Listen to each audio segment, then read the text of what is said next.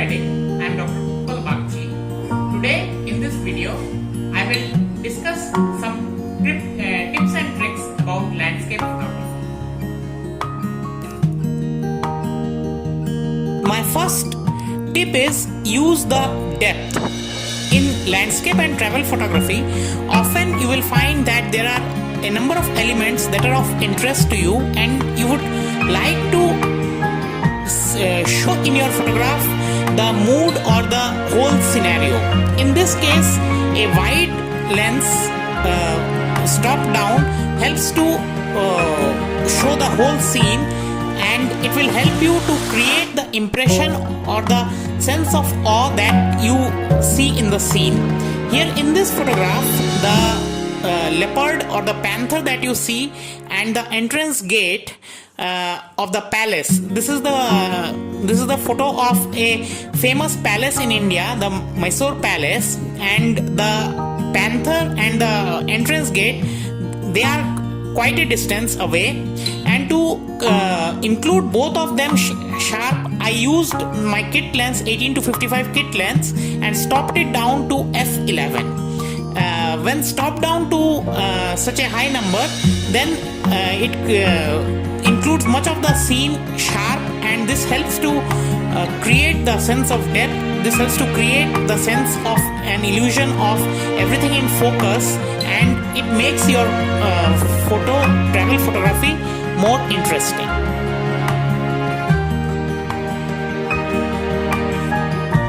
My second tip is use a frame, whether artificial or natural.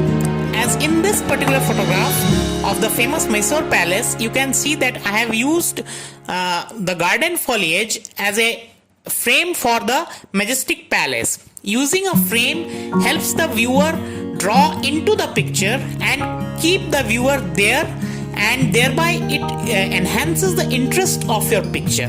This is a very easy and very effective method of making your picture more interesting and make the viewer look through your picture for a long time.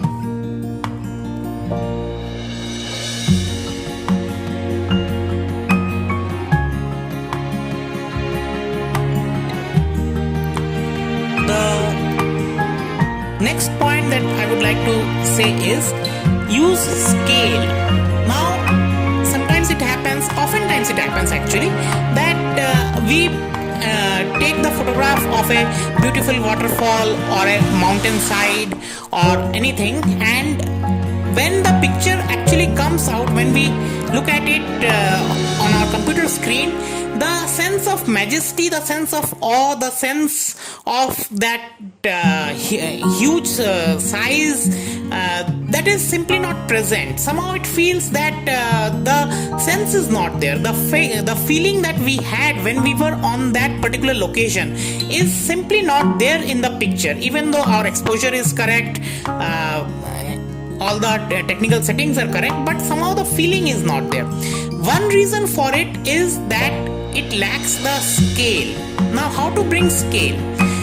Like in this picture, you see, I have taken the picture of a rock face that is actually a viewing gallery, a natural viewing gallery in the hill station of Ooty in South India. And that viewing gallery, I could see a couple sitting there, and because of the presence of that couple, those human figures, the sheer scale of that rock face is quite apparent. If you remove the couple from that picture, then it's very difficult really to make out what is the size or what's the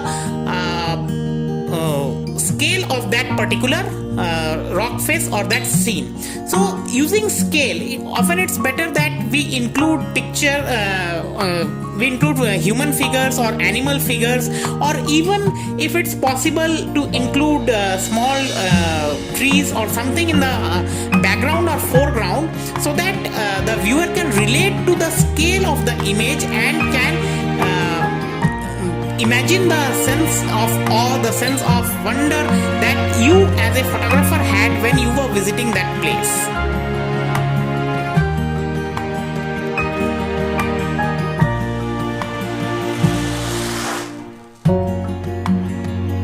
next thing that I would like to speak to you is about the use of color, especially the primary colors, red, green, blue, and any other bright color. Sometimes in a scene you may find that there is a certain color that is predominant in the scene, or you can create a scene with a predominant color, or even if bright color or a primary color is a small part of the scene itself, but it stands out. Here I have used the boat as the subject of the scene, and the boat itself is a relatively small part of the scene itself. However, because the boat is brightly colored, orange and red, it stands out. And I have also, if you notice, I have also used the rule of thirds in this picture. The water body, the lake and the horizon are in the proportion of the rule of thirds, and the boat itself is also, it is not exactly in the third portion, but it is somewhat in the rule of third proportion. Sometimes you may find that the rule of third works very well, and sometimes it may not work exactly. Remember, these rules or these guidelines are meant as artistic guidelines, and they are not some hard set of rules that have to be followed.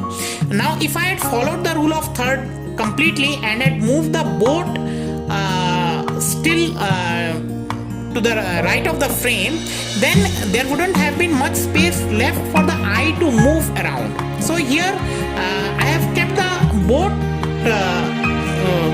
inside the frame.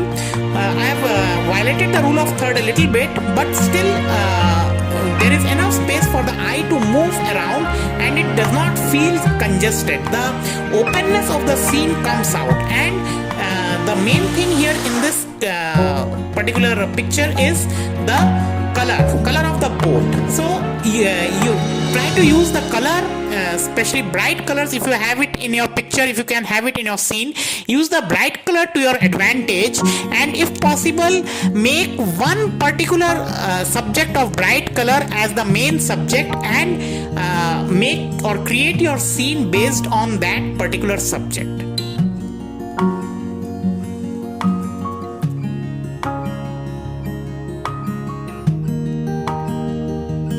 The next point I would like to tell you is minimalism.